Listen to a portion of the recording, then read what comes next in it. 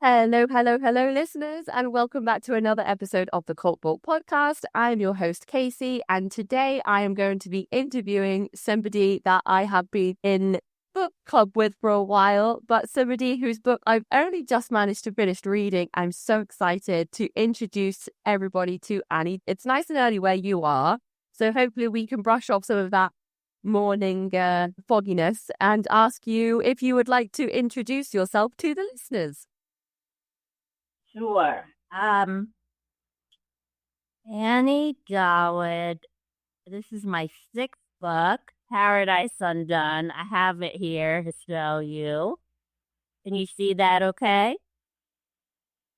I can. Yes, it's a great cover. Thank you. The cover's done by a Bay Area American artist named Joe Sam, and he was in the Bay Area when the Jonestown massacre happened. And he did a series of drawings, I don't know, a couple dozen, and selected that one for the cover, and he graciously agreed. And I feel like the cover shows us uh, how all these human beings get lost in this crowd behind the leader, Jim Jones. And so my task with the book was to illuminate some of those lives to differentiate them out of this nameless mass that the cover uh, depicts, which is how the world's media showed the whole world what was going on in Jonestown. And it didn't understand, and 46 years later, practically, it still barely understands what happened at Jonestown and to whom. Paradise Undone feels like a fictional non-fiction book, which is kind of like a contradicting thing to say.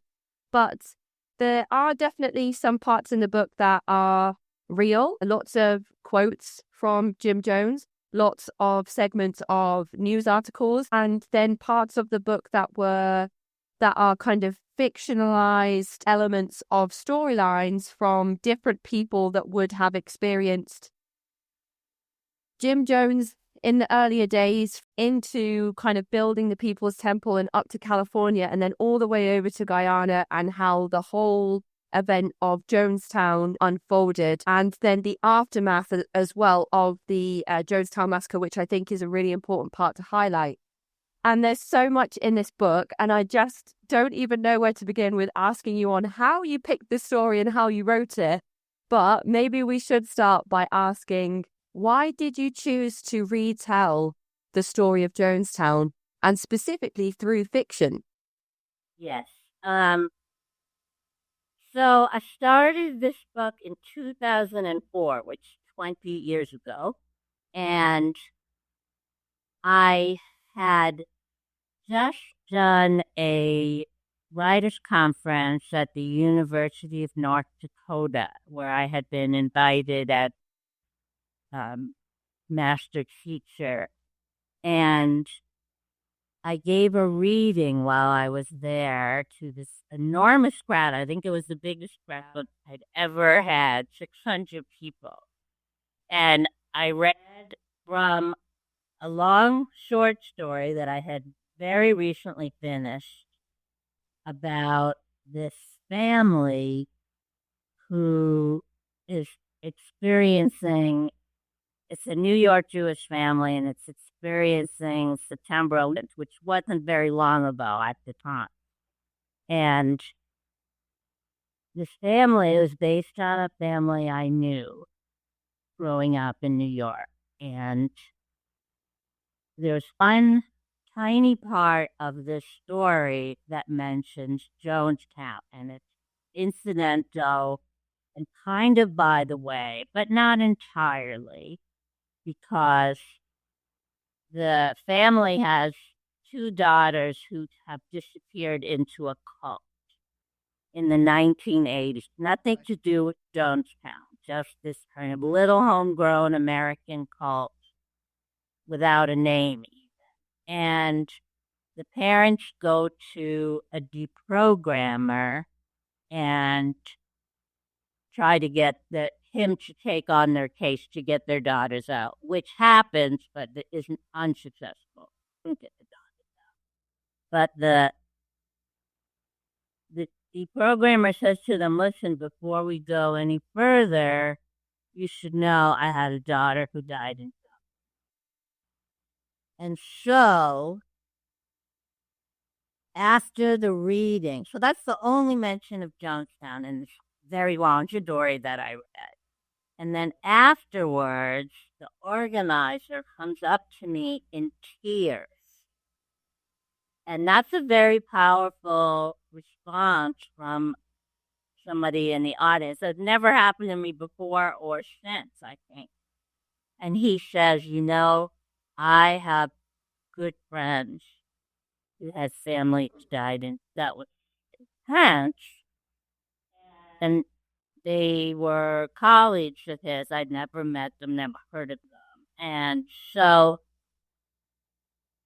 I kind of filed that away. And then a few months later, I was preparing for my second sabbatical, that I was going to spend a whole year writing. And I had a plan to start this book I'd been thinking about called Hippie Ruins, about these two old communes in southern Colorado.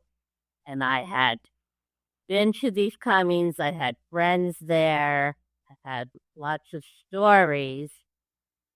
And so I was at the bookstore Undersea, great used bookstore in Portland, Oregon. The CO commune where I was looking, lots of books, and then I kind of made my way down, and then I have what I call my bookstore aisle epiphany. There's CU, and look, there's all these books about Jonestown.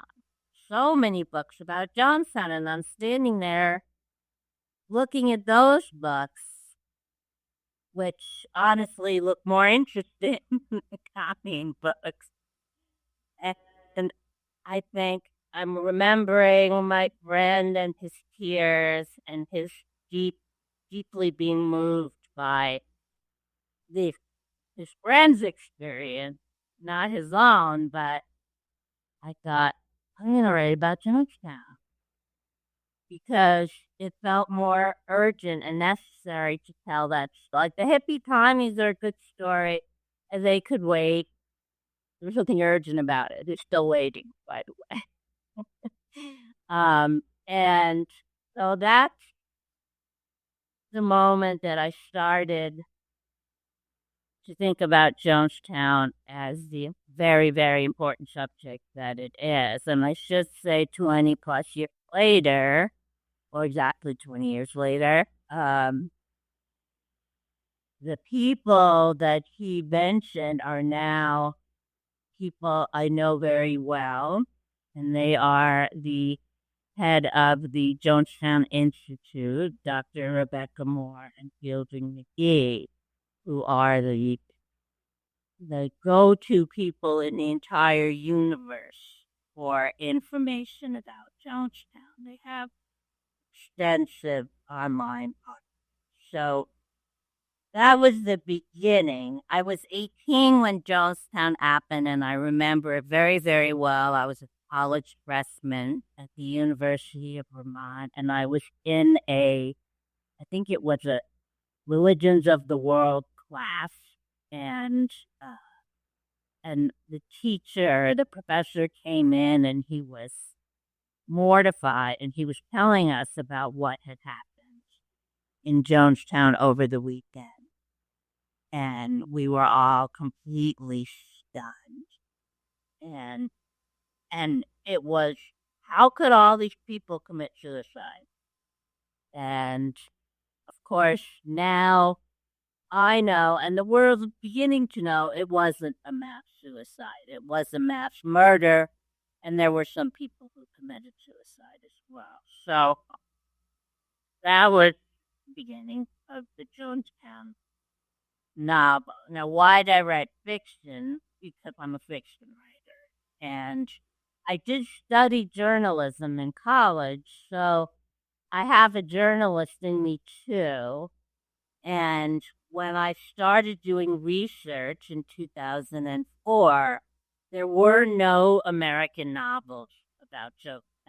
There were of nonfiction books of all kinds from multiple disciplines. And Dr. Moore has written a number of books herself in the religious studies field about Jonestown.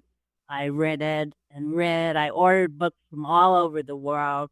At the time, I was living off the grid in a cabin with my 4-year-old at 91 Teacher Peak, and I was not bitch in that. So at the time, all my research was print, so it was all books. So there were no American novels, and I thought at the time, I'm going to write the first American novel. And so were there no American novels because it's such a horrific, difficult subject that there's an attitude of this, why would you write fiction about something that there's so much factual information about it? But fiction has other strengths. And among them, or principally among them, the ability to imagine oneself into real life people who were there. And so that's what I did. I ultimately chose 4 protagonists, and 2 of them were real people who were dead, so I could write about them without dishonoring their living memory. Mrs. Jim Jones, the wife of Jim Jones, who was there from the very beginning, and without whom there would not have been a People's Temple, because she was a super workhorse. And then I also chose the Guyanese ambassador to the United States, although I didn't use his real name in the story. And then the other 2 characters, an African American man and a white American woman, and they're composite characters. I read lots and lots of memoirs because that's another genre that is well represented. Lots of memoir. So I made those 2 up, and the other 2 were real, but there was hardly anything about Mrs. Jim Jones, and that drove me crazy. I mean, she was so crucial to the story. And she's like, oh, the woman behind the man. She's not important, but she's really important. You managed to really creatively capture the political and racial climate of certain parts of America and South America during certain parts of your book. And I wonder if you could talk us through how you were able to develop African American or Black characters in your book when you are a white woman. Did you have any help in shaping those characters, and how were you able to stay true to what Black Americans were experiencing in America in that time in history? Well, first, let me say, I hope I stay true to that. I don't know. I haven't had any feedback that says otherwise. And I've had a lot of Black readers. So that's encouraging to me. I did end up listening to interviews and watching interviews, some of which were available. There were a few documentaries at that time, although the best documentary is a public television documentary that came out in maybe 2007. And that was later in my process, but that was also directed by an African American director, and I'm not going to remember. Stanley Nelson, I think is his name. I always get Nelson Stanley Nelson. I think that's it. And like the directors of the Jonestown Institute, and many people kind of consider that the best, fairest look at Jonestown, because there's been a lot of documentaries since, and some of them are really sensationalized and horrible. Like the the coverage was at the time from the general media. I want to show you a picture.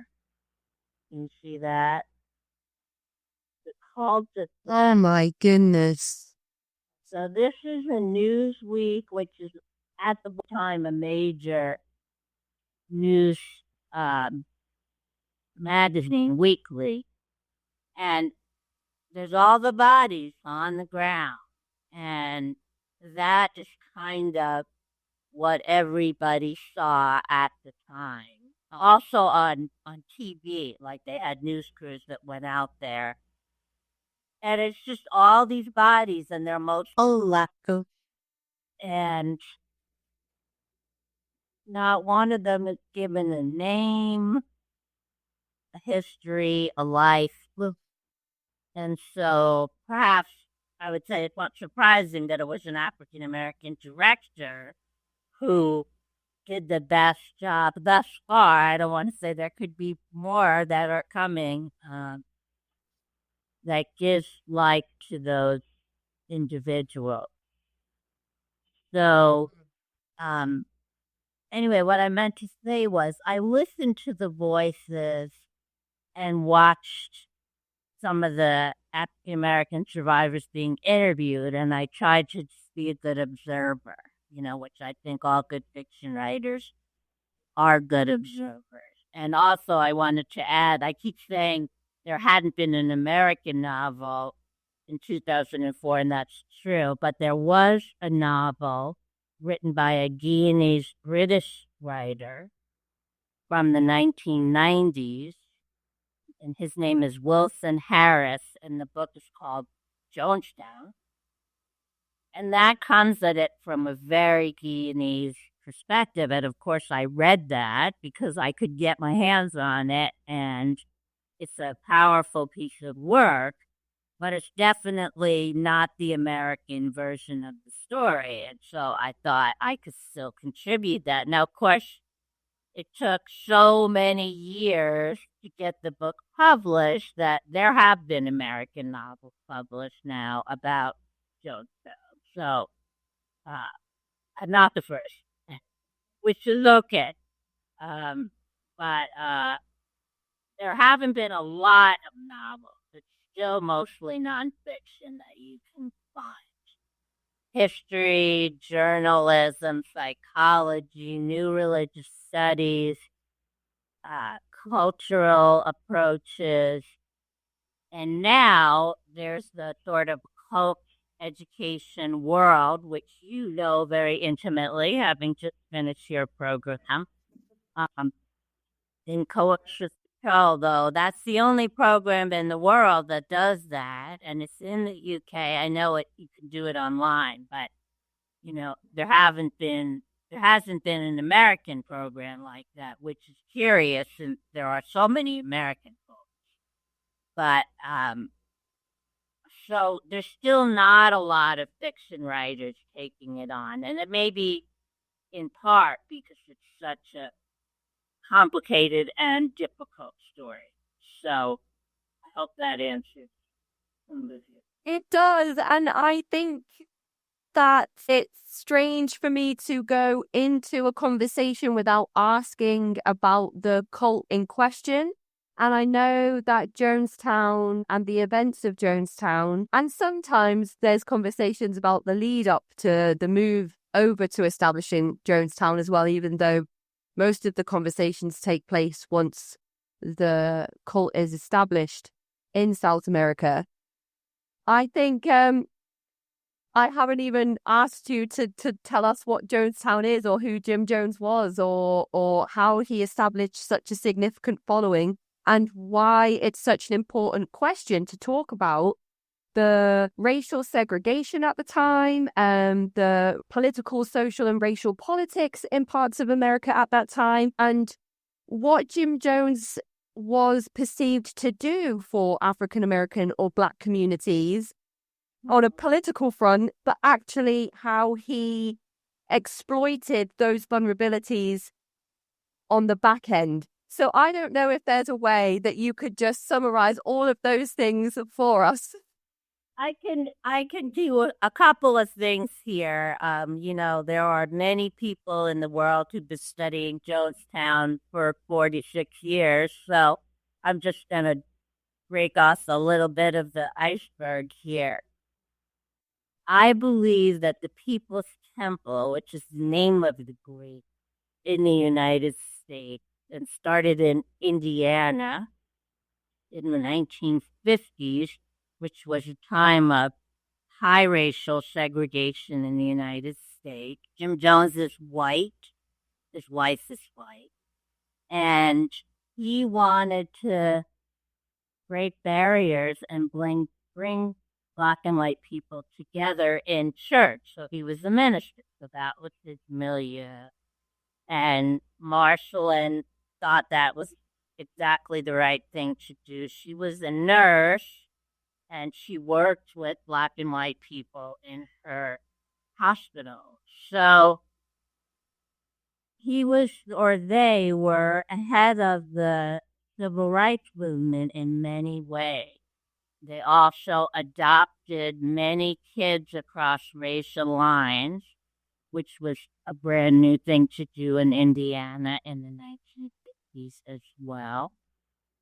And it was a Christian church. He had been ordained in the Disciples of Christ, so he had this sort of mainstream legitimacy. And they started with a very small church called Wings of Deliverance. And guess what? Black and white people wanted to worship together. So their congregation grew, and then they got a bigger church. And that's how it began. They did social justice kinds of activities that are very admirable and were admirable then, like soup kitchens, helping the elderly with getting them to their medical care and helping them navigate the bureaucracy of insurance, which over here it may be more complicated than it is. They were doing good things for their community. And on one hand, the community of the larger community of white people were not thrilled at this invitation to Blacks of integration and equality. So they got threats. And at the time, Indiana was the was the headquarters of the KKK. It wasn't the South, it was the Midwest, which not everybody knows that.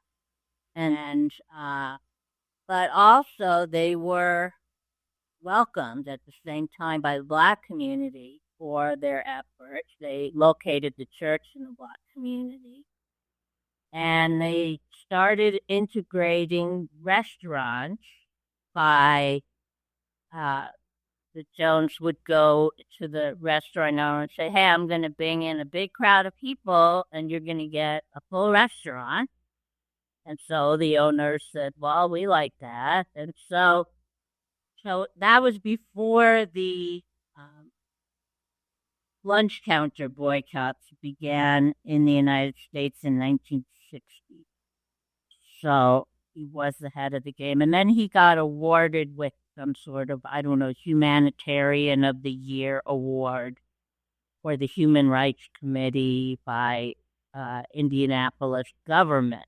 So he got mainstream recognition at the time. And so they did good things. They eventually moved out to Northern California in the 60s, and that was a completely different environment and a different time. And the church greatly expanded there and eventually started attracting a lot of white college students or college-educated people. He did bring about 100 families with him from Indiana, and they were both Black and they were white, and they were poor and they were working class. But it wasn't the sort of intellectual white circle that kind of came to be more associated with the People's Temple. So in Northern California then, and it's the 60s, and people are idealistic and wanting the world to change. And so the church got bigger, but it was really kind of continuing the mission that started of social justice. And they also had a very successful program to get people off of drugs. And so a lot of people joined that way, of all sorts of populations, where they got clean. And then they stayed with the church, somewhat in gratitude and somewhat, well, this is a good gig here, and the outside world wasn't doing very much for me. Here I can be of use. And so they grew and they grew, and then they got churches in San Francisco and Los Angeles. So then it became a much more urban movement than it had been before. So all of this is pre-Jonestown, and they started what is called the People's Temple Agricultural Mission. They started building it in Guyana in 1974. The deaths are in 1978.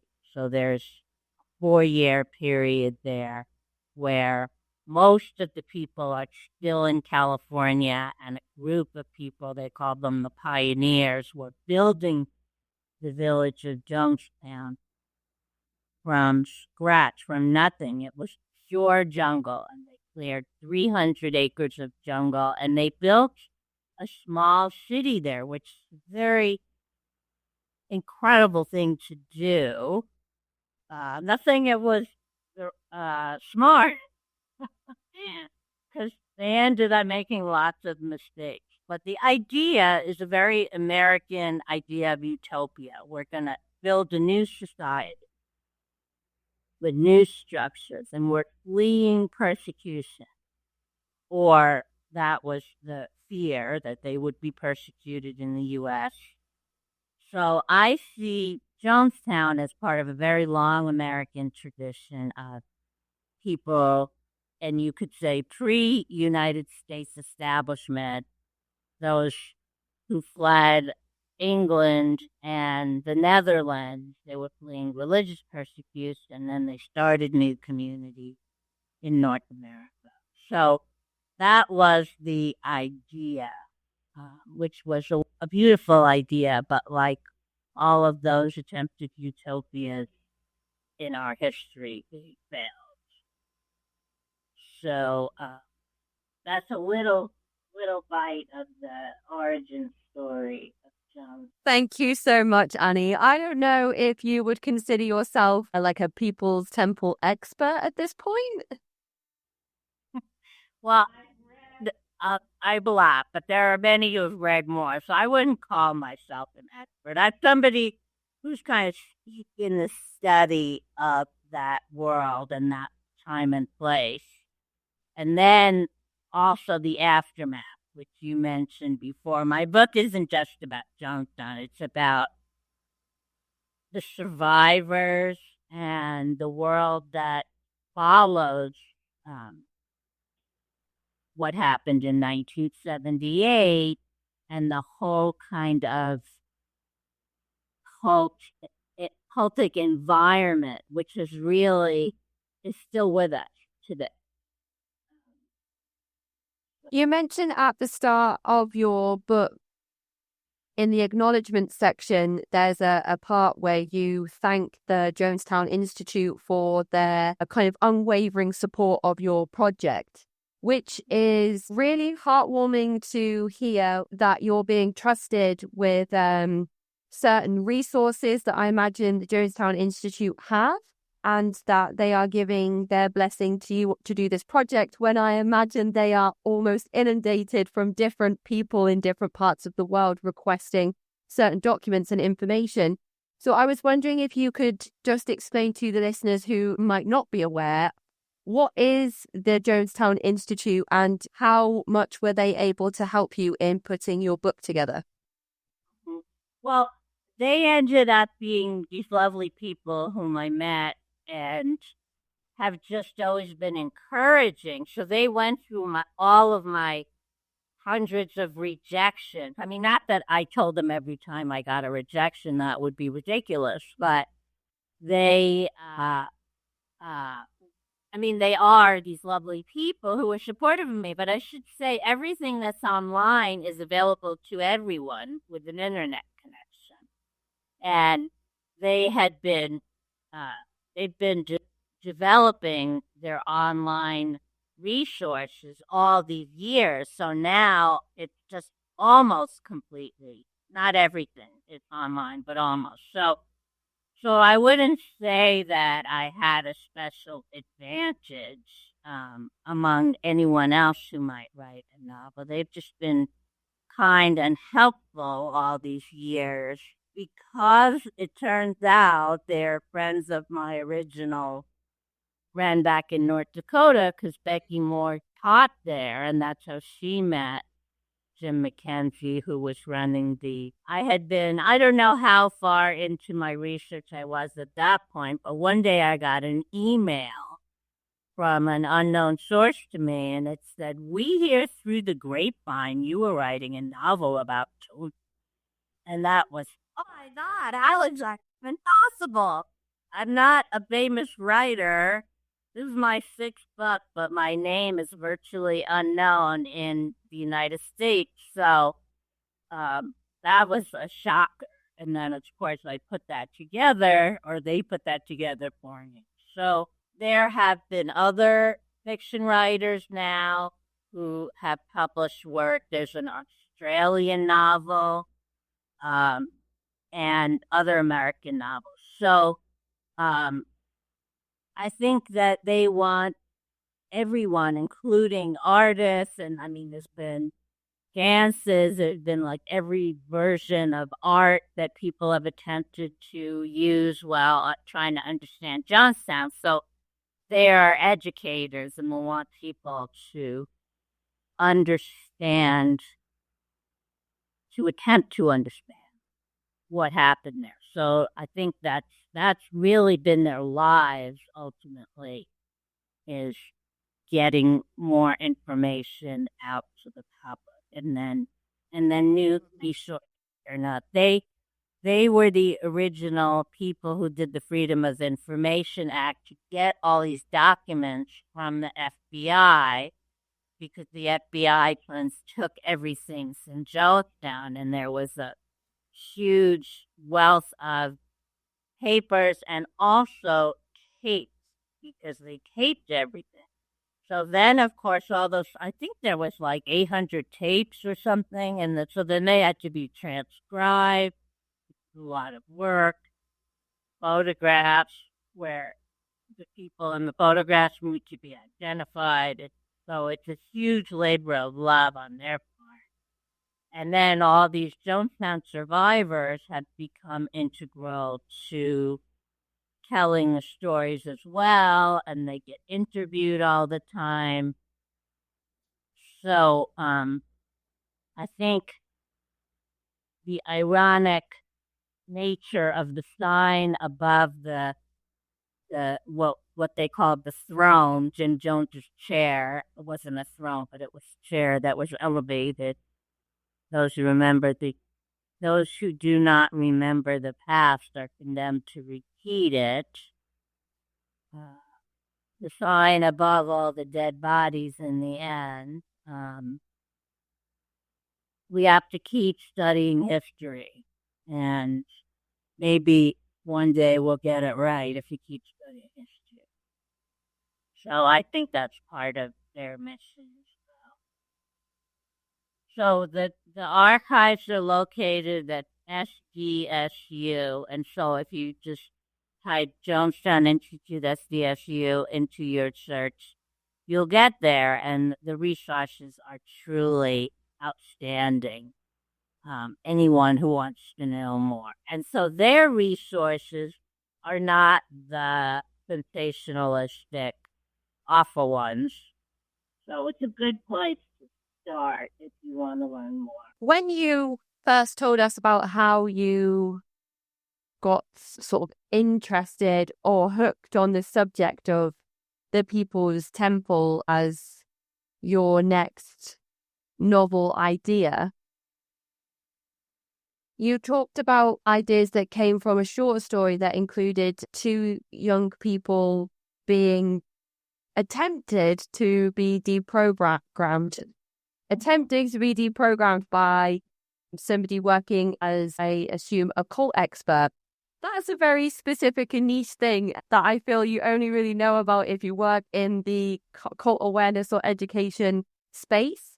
So I wondered if you could illuminate where your interest in cults and your knowledge in cults came from before you started to research the People's Temple, and also if that has played a part in you centering the victims of Jonestown at the kind of as the heart of this book, and just highlighting throughout the memory of every person that lost their life in the Jonestown massacre and those that were impacted by the ripple effect of that day really are the motivation for your book.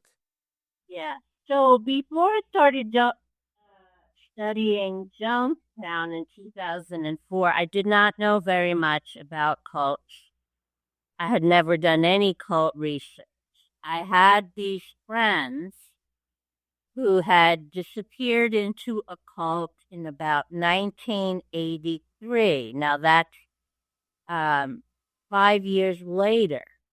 So they went into this nameless cult when we all knew how dangerous and deadly cults could be. And they stopped communicating with everyone, changed their names, and at that time, by the time I started my book, one of them had died. But these were sisters, okay? And one of them had died under mysterious circumstances.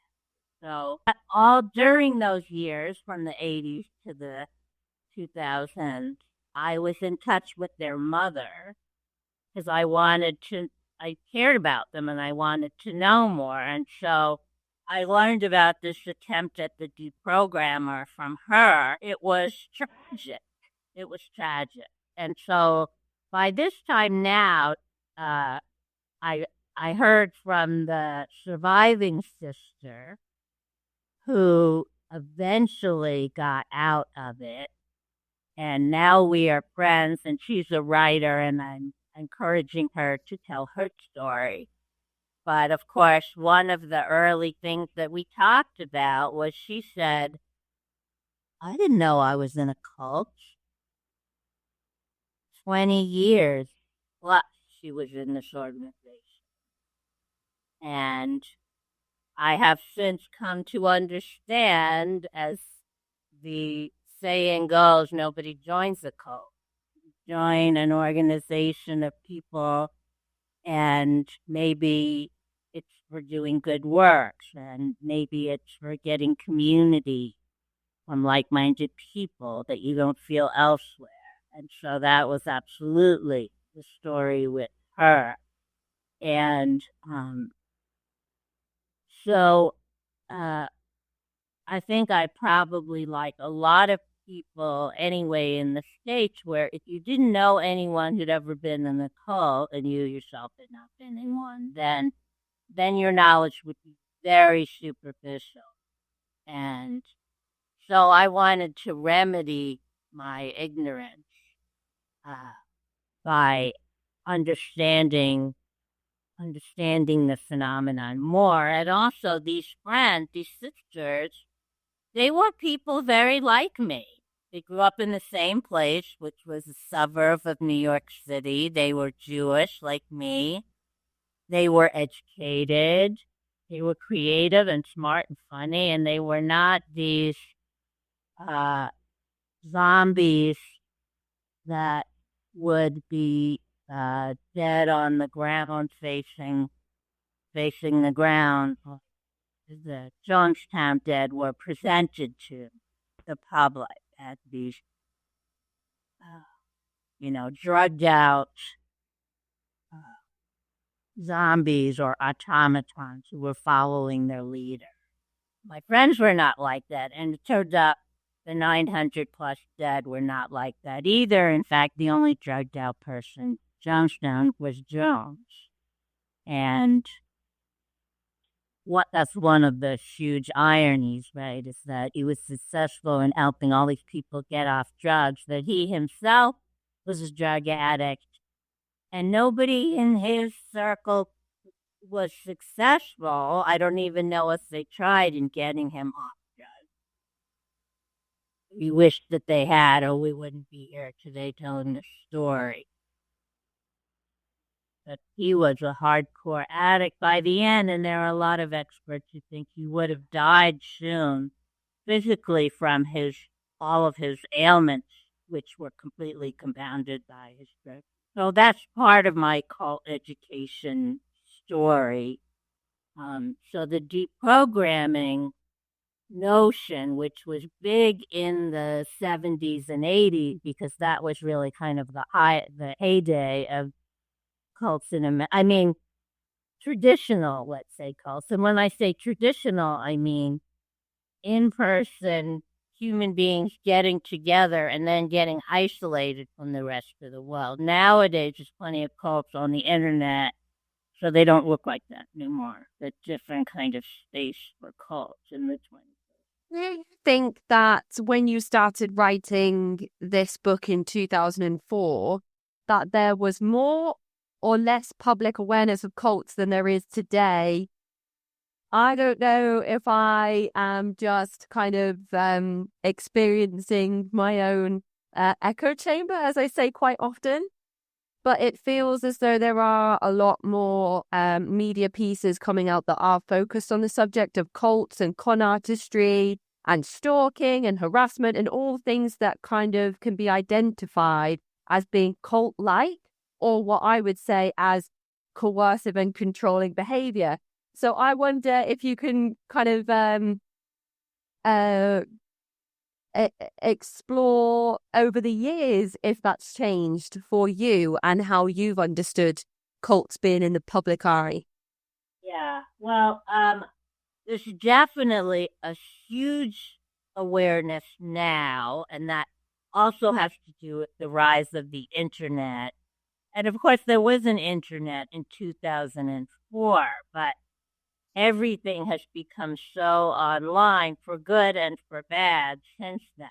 So I think that um, the internet has been in service of building cults, and it has also been in service of helping people who have been in cults reach each other and help one another. And so I know, for instance, my friend, when she left in the early 2000s, there wasn't any help that she got at the time. So, so now I think anyone who's in that situation can, if they have access to the internet, they can find lots of resources to help them and to help them find others, often who've left the same cult, and have strategies to how to re-enter the world. I wanted to recommend a book that's called Back to the World by Eugene Smith that came out a few years ago. And he is a Jonestown survivor who has not been one of those people who talked all the time to the media and who didn't tell his story, and he kind of didn't want to deal with it all until very, very recently. So his book is a kind of new perspective. I just read it, and it was recommended to me by the Jonestown Institute as one of the best books of the last 5 years.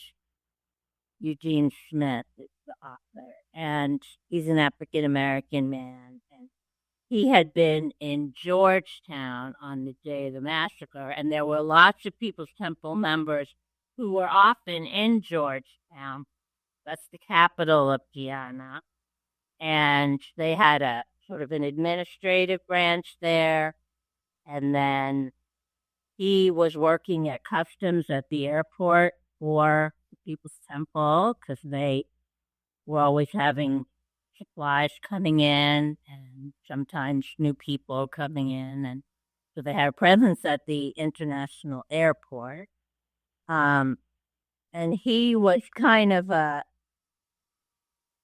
outlier. And part of what I learned from his book is that a lot of people who were troublemakers in Jonestown got sent to Georgetown to keep them out of Jones's hair, which makes sense. And they were doing necessary work. So he was one of those people. He wasn't a kind of fawning Jones lover. He pretty much hated Jones, and there were plenty of people who hated and feared him.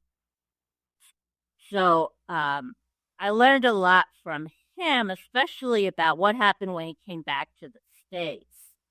And then people in general hated Jonestown survivors and feared them precisely because of that idea that they were zombies and brainwashed and dangerous, right? Because all these people died. And so he did not have an easy entry back in 1978 and then subsequent decade. I think he is somebody who I wouldn't say he's kind of availed. I mean, he doesn't talk about availing himself of internet resources, but he has been in touch with other Jonestown survivors, and they have had an annual ceremony on the day of the massacre, the 18th of November, at the cemetery in Oakland, California, where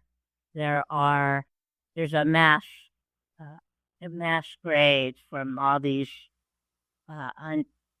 bodies that were not otherwise identified and taken to individual burial grounds elsewhere. So that community started. That had nothing to do with the internet. When you were conducting your research to put this book together, what were some of the most surprising or unexpected or impactful things that you came across, and how did you go about integrating those elements into your story? I also realize now where some of the elements of one of your characters came from after you talked about Eugene Smith just then. It kind of fits in with how one of your characters is presented in terms of how he thought about Jones and things like that. So it's interesting to hear you talk about where all these inspirations came from. Right. Although, as I said, Eugene Smith had just told his story. So when I wrote my book, he was not one of my resources. And like I said, he wasn't one. Gosh, okay. He wasn't one of the people who got interviewed all the time. So, yeah, there are echoes, though. So we learn, it was sort of, you get real life to sort of affirm some of your fiction when you get more information. So what was surprising, so most people who know about Jonestown, and very unfortunately, one of those sort of touchstones is drinking the Kool-Aid, and people have this idea that drinking the Kool-Aid just means following the party line without question, which is what it has come down to mean. But it is a very disrespectful way of referencing these 900 plus people who died. it wasn't even Kool-Aid. It was a kind of knockoff uh, Kool-Aid, or what Eugene Smith called ghetto Kool-Aid.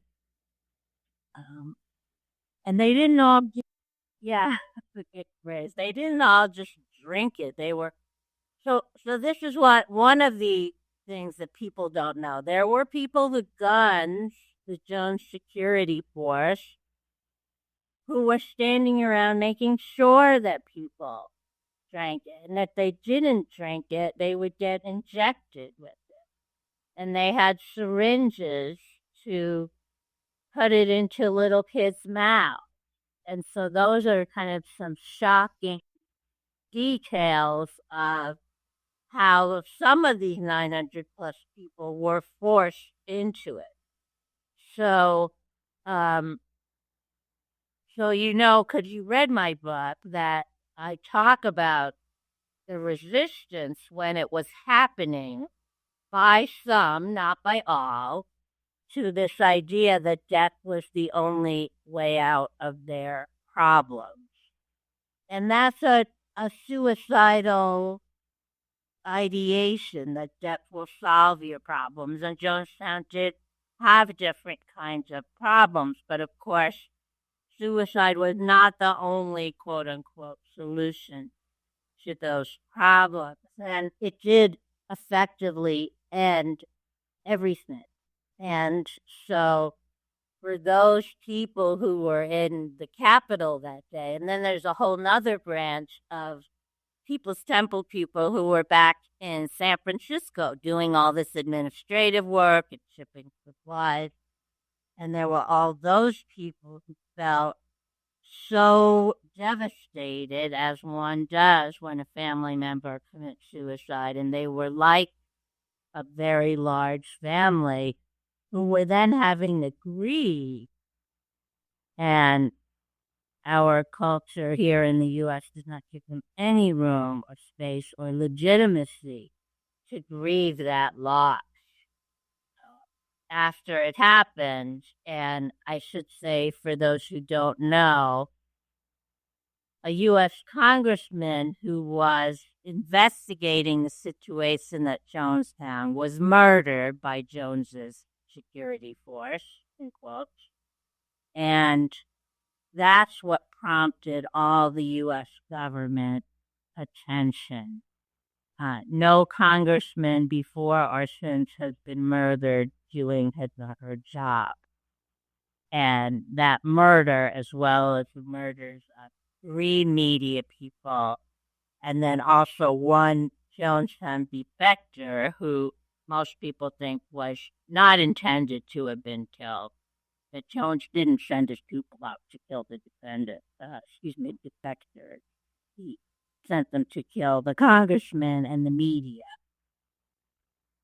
whom he hated and blamed for all of his troubles, as a paranoid person is wont to do. And he was really suffering from paranoia at that point. So I wanted to make sure that the understanding that this was not all these people blindly following their leader and taking poison. That was not the majority experience. Most people want to live, and in the face of trouble will do what they can to survive. And there were many that day who felt that way, but were cornered. I don't know if this was a good moment to talk about how people get broken down. And in this case, when you are isolated, and they were so isolated from the mainstream, they couldn't just walk out, despite the fact that he said, oh, people can leave any time in that last day interview. No, they couldn't. And if they tried to escape, they'd be hunted down and punished, which happened to some before that last day. But they were sleep deprived. So these are kind of techniques of what came to be called brainwashing. sleep deprivation, protein deprivation, super hard work so that you're completely exhausted. And so you're physically broken down. You can't think straight, as the saying goes, because you don't have enough physical health and mental health because you're exhausted and because you're protein deprived. So that was the case. And I always say that Jonestown wouldn't have happened if they had stayed in the U.S. because they could have just like gotten out on the highway and put out their bomb to escape. But that was not possible in Jonestown. There was no highway. And they were a 24-hour boat trip from the cap. So we couldn't just walk out. And also, Jones took everybody's passports and locked them away. I think it's an incredibly difficult and poignant story that is handled so incredibly compassionately. And from what I've researched accurately, I know my research is probably 1/10 of what you've done over your kind of decades of putting this book together. And we are coming up to what I believe is the 1-year anniversary of the publication of your book, Paradise Undone. It's a whole world of perspectives and stories and information, and it's victim and survivor focused. It's an incredible book and it's very well written. It's hard to explain because we don't want to celebrate anything that happened because of Jim Jones. But what I think your book does really well is highlight and not celebrate, but give space to all of the people that were exploited and who were vulnerable and who had those vulnerabilities taken advantage of by Jim Jones as a cult leader. So I really recommend people go and pick up a copy of Paradise Undone. I know that it's online on the big online store, but I didn't know, Annie, if you wanted to tell other people about where else they might be able to find the book and where they can find your other writing as well, because you're clearly such a gifted writer. So I don't know if you know about this site called bookfinder.com. Bookfinder.com has access to all the books available for sale everywhere in the universe. And that's how I did a lot of my research. Like I said in the beginning, it was all books. And so you can plug in Paradise Undone by Annie Dawid, and it will show you everywhere in the world where you can get the book. And there's also an electronic version, which is also available from many sources, so that you can get the book anywhere in the world, and you don't need to get it from Amazon. The only thing about Amazon that is useful from my perspective is that if you buy it from them, you can write a review. And my publisher says those reviews are crucial. I mean, reviews by anyone, anonymous reviews as well. Right, when you go to that page, don't you look at the reviews? We do. And so even if you don't buy it from them, you still can look at those reviews. So there's a multiplicity of sources where you can buy it. And also all my other books you can find on bookfinder.com as well as libraries. Not lots of libraries, sadly, but there's worldcat.com, world categories, and that will do all of the libraries where you can find books. So I did want to, I remember one thing I wanted to add, which is that about the fiction versus nonfiction idea. So the hardest part of the book was being in Marshall and Jones's head on the last day, because we don't know what she did. She was there and she died of the poison. Everyone died of the poison except for Jim Jones and his nurse, Annie Moore. And it is speculated that he asked her to kill him and then she killed herself. But we don't know that either. They could have both killed themselves. So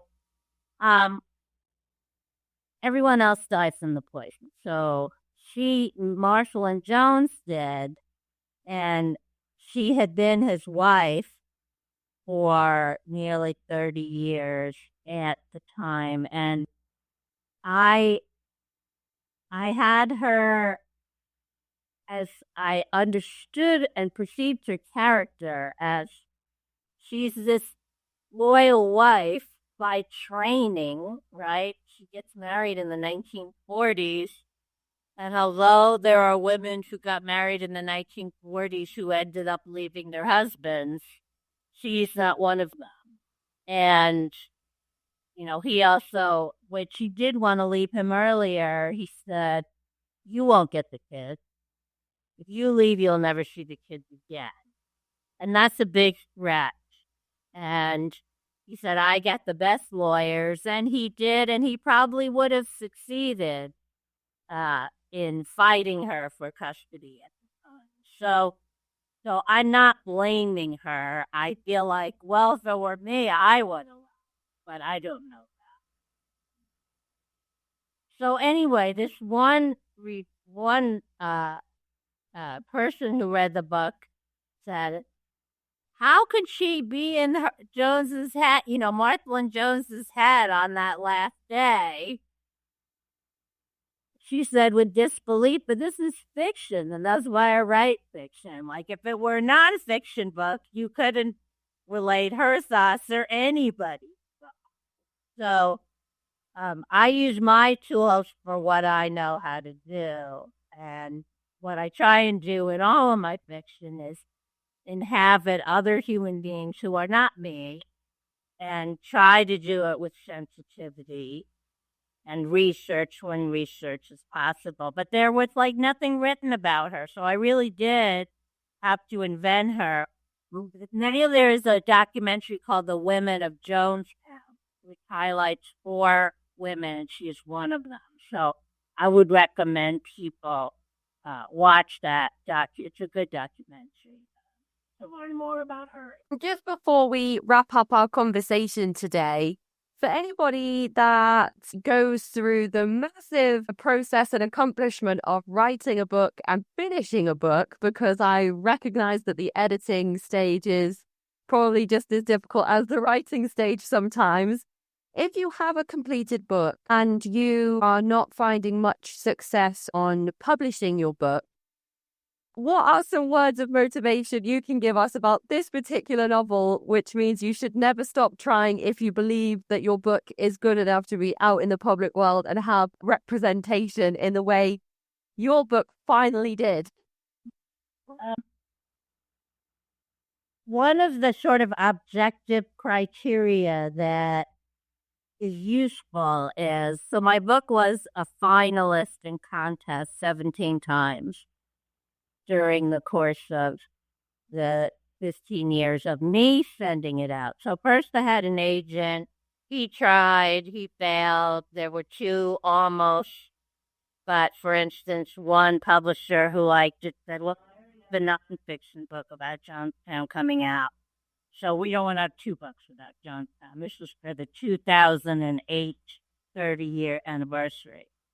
So I kept going with my desire to publish this story because I felt it was important.